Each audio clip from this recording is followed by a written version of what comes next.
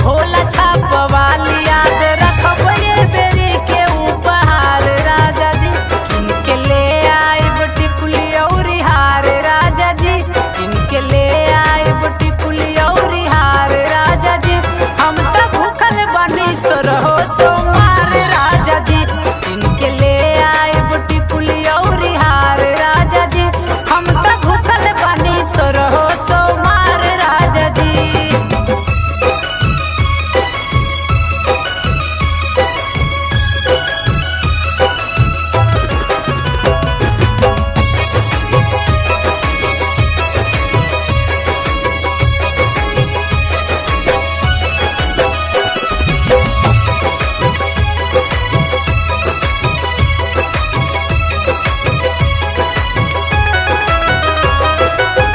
पिछला बेरी के लेखा जानी फूसलाई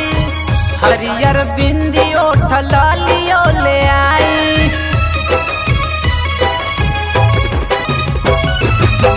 पिछला बेरी के लेखा जानी फूसलाई हरियर बिंदी